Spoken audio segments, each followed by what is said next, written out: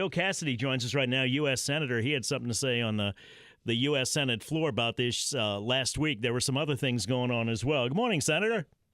Hey, Tommy, how are you? I'm all right. Well, we're all getting over what we have to get over. Tell me about, speaking of getting over, government shutdown, Nancy Pelosi, President Trump, compromise, 3-week deal to keep the government open. Your thoughts on all of that, Senator? Jump in where you feel comfortable. Yeah, I'd rather talk about the Saints. Yeah, I know. I know, but, there are some other things happening, so. Other things. Well, obviously, I'd prefer the shutdown not have occurred. But on the other hand, we do need security at the border with Mexico. And so the president and Pelosi went at it. Round one to Pelosi. But on the other hand, if ultimately this raises the issue, people understand better that we need to address this, and we end up with more funding for security on the southern border, then it would have turned out well. Yeah, let me ask you this in terms of the wall. To me, this makes a case for it. From the Hill now, the Customs and Border Patrol signed a $60 million contract with Accenture Federal Services, part of a near $300 million contract, to hire more officers. They're looking, the president does, for like 15,000 new immigration officers. That's his goal, but as a result, with all of that, they've only managed to hire 33.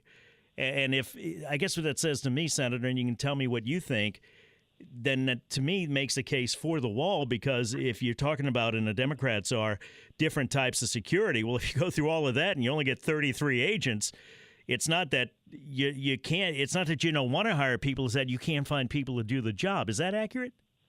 That is accurate. The job market is tight. That you have to go through a vetting process in order to be a border security patrol officer, and it's tough work.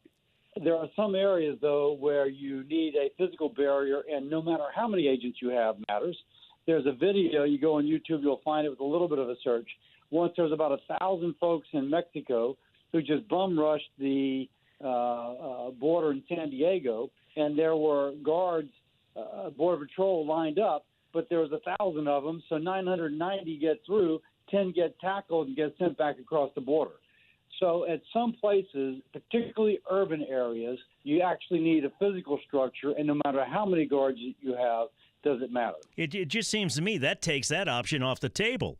If after all of this you can only hire 33 Customs or Border Patrol agents, then I think you need to start looking in a different way, be it a wall or whatever, because you got the money, you want to hire them. It's been almost a year, and you can't find them. So that to me doesn't seem to be a viable option, is it? So, Tommy, you're making a fundamental mistake, which is that you actually think Pelosi wants to have security on the southern border. She does not.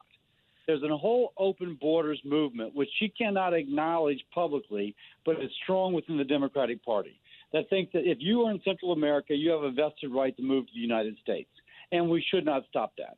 Now, it turns out there's a lot of folks in our country, those people who roofers or laborers, who feel like this is unskilled labor that comes in and drives down their wages. So Pelosi can't publicly admit to that. But when she only embraces policies, which, as you mentioned, cannot be enforced, that tells you that that's really where she wants to go. Hey, real quick, before we let you go, and anything else you want to add, Senator, about Washington and the three, well, let me get back to this, I guess, before we get to the Saints. The 3-week period, well, I don't know if you want to call it a cooling off period or whatever. How likely is something likely to get done in the next 3 weeks? Or is it obstructionist politics? You can look at it on either side, depending what you believe. I'm going to put in a bill. I want something to happen. I'm going to put in a bill that it's taken us a while to draft it, but we have it now, that would allow the federal government to fund the border with proceeds taken from drug cartels. Either them trying to take money in a suitcase across the border, it gets captured, or trying to do some sort of bank transfer. There's about $5 billion a year the U.S. captures from that process. It wouldn't be the U.S. taxpayer, it wouldn't be the Mexican government, it would be the Mexican cartels.